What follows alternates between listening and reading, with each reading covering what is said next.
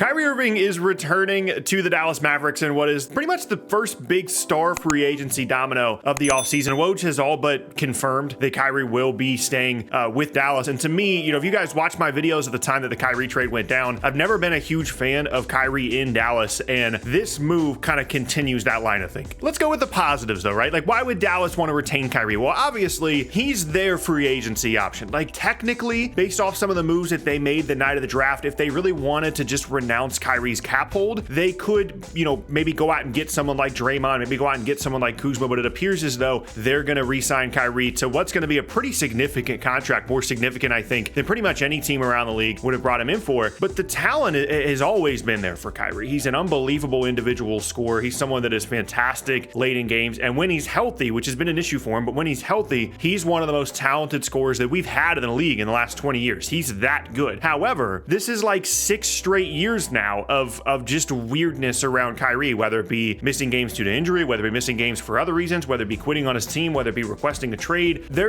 Kyrie just brings a lot of stuff with him, and lately it has been kind of outplaying the actual stuff that he brings to you on the basketball floor. And I talked about this at the time that Kyrie was traded to Dallas. The situation with the Mavs specifically is worst case scenario for having Kyrie Irving involved, because everything that you do moving forward as a franchise, if you're the Mavericks, is to make Luka happy, to retain him, to keep him there. And I don't think that Kyrie is the guy that you want to have there alongside him. We already got a little bit of a proof of concept that those two together weren't fantastic because of some of their defensive limitations. They're going to be able to score the ball. Obviously, the end of the season last year was weird in terms of them intentionally, losing games and all this stuff. But even before that, it was a bit of a tenuous partnership between the two guys. They obviously didn't have a ton of time to integrate between each other. But to me, the concerns in terms of bringing back Kyrie on such a massive deal really aren't even basketball related. It all just has to do with what he brings to the table in terms of just all the distractions. And if there's one thing you can't have if you're Dallas, it's distractions that lead to an unhappy Luka. He already wasn't happy about the fact that the organization decided to tank the last couple of games of the season and cause him to miss the play-in and ultimately the playoffs. It didn't help that there were multiple play-in teams, the Lakers and the Heat, that had really good runs in the postseason, and Dallas could have been one of those teams, theoretically at least. And then you introduce the Kyrie situation into all of this. And the way that I've heard a lot of people describe the Kyrie situation in terms of his free agency with Dallas is they both kind of needed each other. Dallas knew when they made the Kyrie trade that they were going to have to try and re-sign him, and Kyrie knew that if he really, really wanted to get a full max offer, it would probably have to be from someone like Dallas. The Lakers don't have the ability to give him the full max unless it's a sign and trade. There's no real other threat out there. Houston, San Antonio, Detroit. These are teams that Kyrie just would not go to. And if those aren't an option for him, then he doesn't really have the leverage to force a sign and trade to a team that I still think he absolutely wouldn't want to go to, and that is the LA Lakers. So they kind of needed each other. Kyrie wants a ton of money, wants a 3 or 4 year max, and Dallas doesn't want to lose Kyrie for nothing, and they recognize the talent that he's bringing to the table. Here's the problem with all of this, though. If you just had Kyrie Irving become a free agent in an open market, Dallas didn't exist. You go find a team, right? I don't think that his contract would be nearly as much as what he's signing with Dallas. I think we've gotten to the point finally where all the other teams have caught up to this line of thinking of, we just don't want this guy around. We don't want to risk 4 years and $180 million on a guy that, yes, is unbelievably talented, but is the ultimate wild card around the league. And to me, that's just a variable you cannot introduce into the Luka equation. Who's to say that by the trade deadline or next year or the year after that, there's some sort of weird Kyrie situation. He feels disrespected by the organization for whatever reason. He decides that he wants to leave. Or more likely, he's just not as available from a health standpoint as you would want a guy to be, someone that you're counting on as a close to max free agency signing. To me, it really goes back to the decision to trade for Kyrie in the first place, but then going out and re-signing him, I understand why they had to do it. So like actually bringing him back in comparison to some of their other options, I understand from a talent perspective why you do it, but it just introduces this massive variable to a Luka situation that you can't mess with that. Like,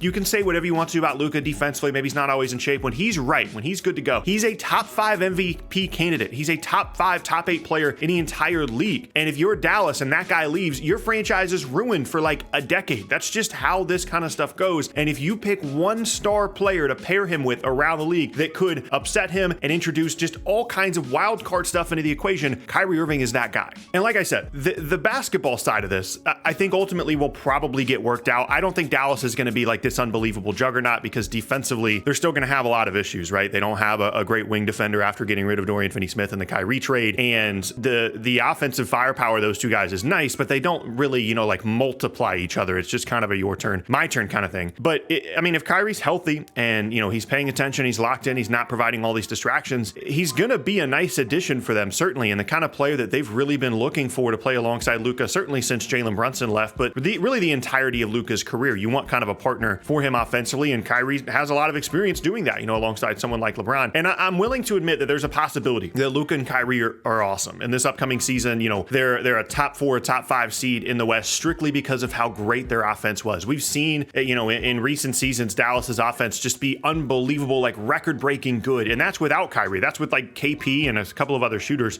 you know, in his place. It's just, to me, for me personally, it's just a situation that I would avoid. I would have avoided the Kyrie trade in the first place, giving up the future asset, limiting what they could trade, moving on into the future in terms of draft picks, and introducing that variable into the situation is just something I would have completely avoided. Now, if you share that opinion with me and you think that they should not be re-signing Kyrie, it's not worth bringing him back in free agency, I would point out that the other options are incredibly limited. I mean, like, if for whatever reason Dallas had 20 games with Kyrie and they decide we don't want to do this, right? We want to send him somewhere else. Your sign and trade possibilities include like the Clippers maybe for like a couple of wings, and then the Lakers in exchange for like D'Angelo Russell. Anything that they could have done once they got to free agency would have been a downgrade, with the exception of an option that I think they were exploring on draft night, and that is creating salary cap space, renouncing Kyrie's cap hold, and getting someone that maybe fits a little bit better alongside Luka, someone like Draymond, maybe even someone like Kyle Kuzma, Jeremy Grant, Chris Middleton, all these other guys. Like, if they just said, you know what, Kyrie, we're good, go find a different team, they would have had the salary cap space to be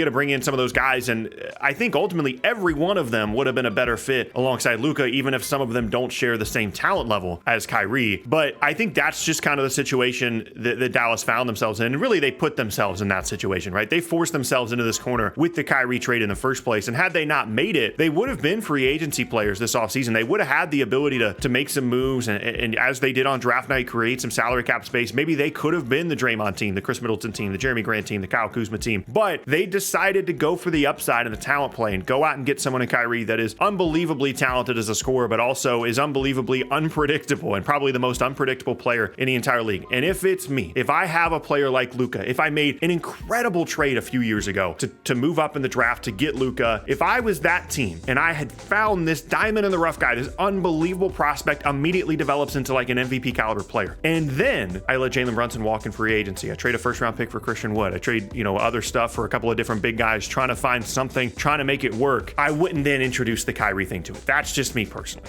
But now this sets up a very interesting season for Dallas. I'm intrigued to see how things go for them. I think there's going to be some really incredible offensive stretches. They're going to be fun to watch when they're fully healthy, but you never know. You know, a couple of months from now, we could get a Kyrie trade request. He could have his eye on the Lakers or wherever LeBron ends up next. You know, this probably, I'd be surprised, quite frankly, if Kyrie ends up finishing his contract with Dallas and completes it to the end and is actually there in Dallas when this contract, you know, is over. That's just kind of how things work for him. We'll have to wait and see, but to me, this is a mistake.